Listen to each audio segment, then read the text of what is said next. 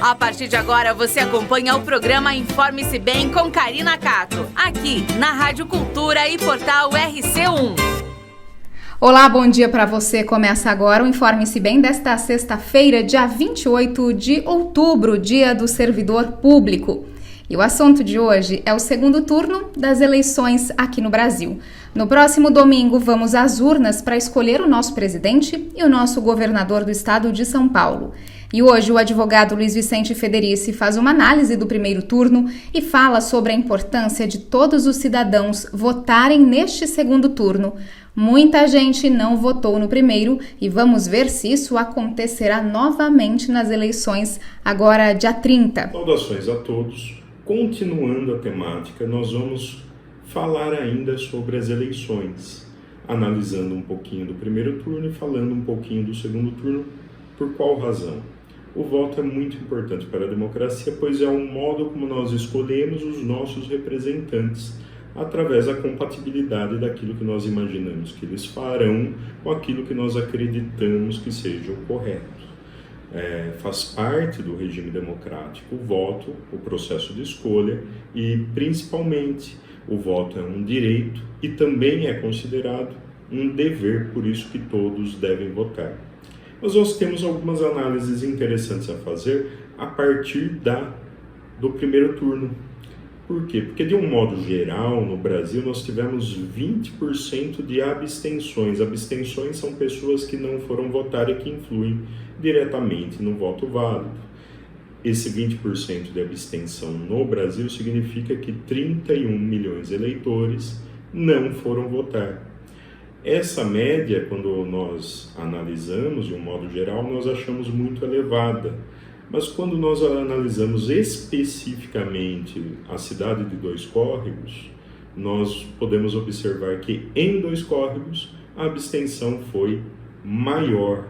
Dois Córregos teve 27,6% de abstenção, ou seja, quase 30% dos eleitores não foram votar.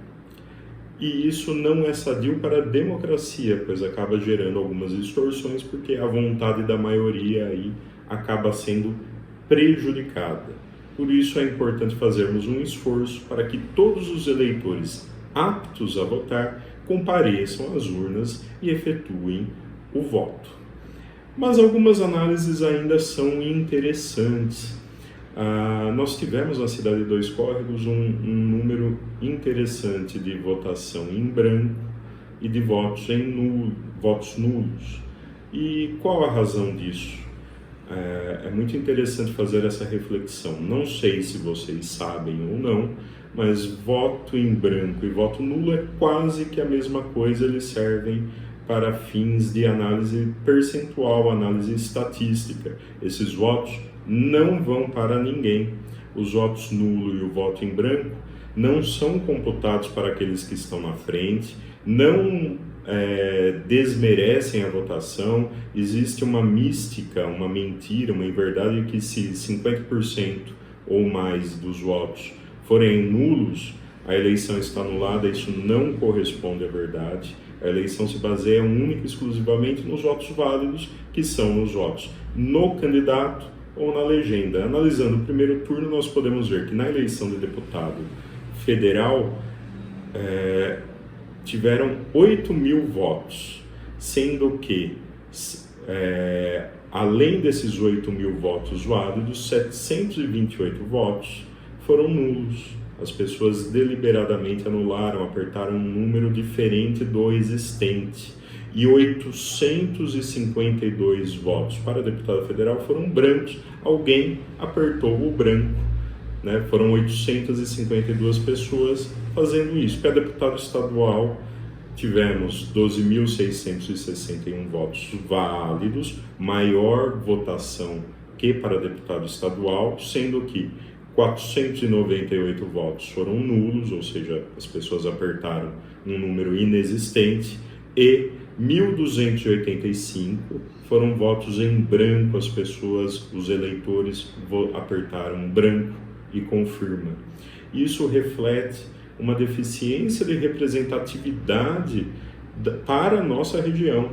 foram 1.200, quase 1.300 votos para deputados estaduais que não foram para um deputado da nossa região e que poderia ajudar a representar a nossa região.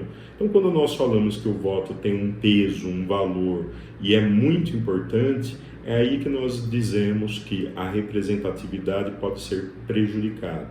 Agora, no segundo turno, nós não vamos votar para deputados ou para senadores. Vamos votar para presidentes e para governadores. E o voto, sim, é importante que todo mundo manifeste a sua vontade através do voto e que compareça às urnas para que a vontade da maioria sempre prevaleça, porque essa é a função da democracia. O advogado Luiz Vicente Federici fala ainda sobre o assédio eleitoral. Saudações a todos. Eu gostaria de continuar tratando do tema eleições. Nós estamos quase na véspera do segundo turno das eleições e eu gostaria de tratar de um assunto muito delicado e muito importante, que é o assédio eleitoral.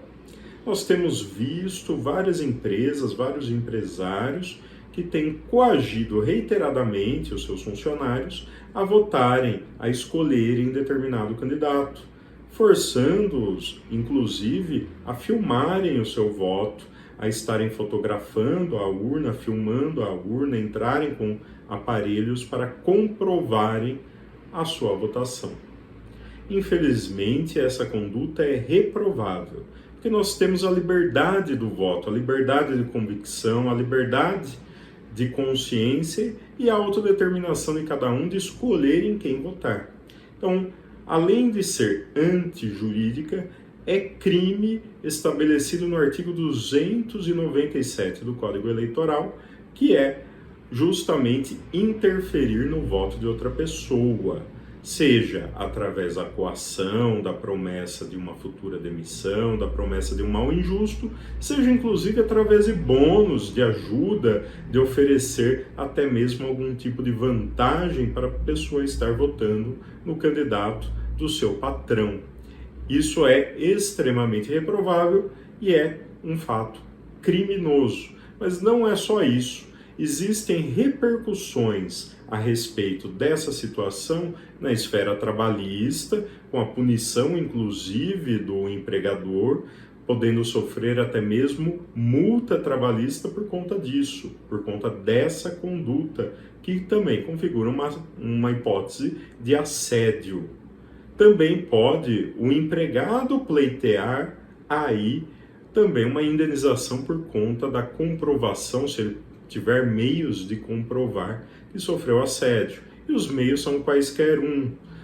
Todos nós temos aparelho celular, nós podemos utilizar o nosso celular até para filmar esse tipo de coação dentro do ambiente de trabalho. O patrão só pode atuar dentro do ambiente laboral, não pode forçar a convicção de quem quer que seja e até mesmo forçar o voto. Então vamos ficar bem de olho nessa situação que pode causar o desequilíbrio eleitoral. Qualquer pessoa, qualquer trabalhador pode efetuar denúncias através do sistema Pardal do Tribunal Superior Eleitoral, do TRE, aqui de São Paulo. É só procurar esse aplicativo na internet e também no site do Ministério Público do Trabalho podem ser efetuadas denúncias. Vamos ficar de olho agora nesse segundo turno. O Informe-se Bem desta sexta-feira fica por aqui. Eu desejo que você vote no domingo e faça parte deste momento tão importante para a nossa democracia. Te encontro na próxima segunda após o Jornal das 7. Um bom final de semana para você, fique com Deus e até lá. O Informe-se Bem de hoje fica por aqui. Amanhã estamos de volta com mais notícias aqui na Rádio Cultura Regional e no portal RC1.